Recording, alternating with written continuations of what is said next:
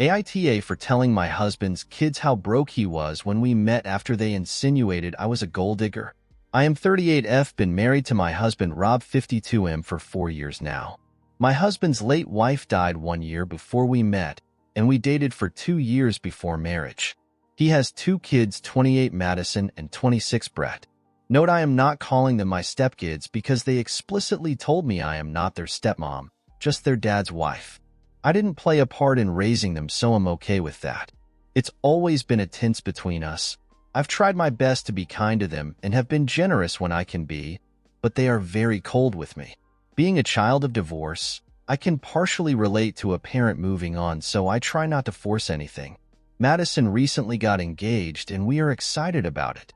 Everyone was over recently and she asked about a wedding budget from us, and Rob told her he was able to contribute $10K. She has bigger hopes for her wedding than this, so she was upset and kept asking for more. Rob, however, is still working hard on building his savings back up.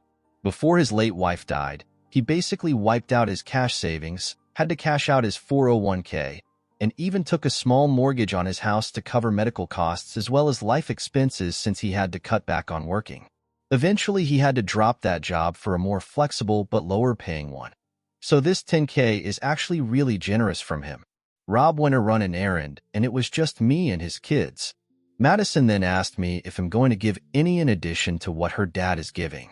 I told her we're a marital unit, and that's what we discussed together as a reasonable amount to contribute. She then said, "I should have known.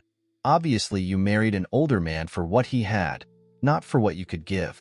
I knew she didn't like me, but this is the most flat-out rude thing she ever said. I kinda lost it and said, "Excuse me, who do you think has been paying the second mortgage your dad took out to pay his debts?"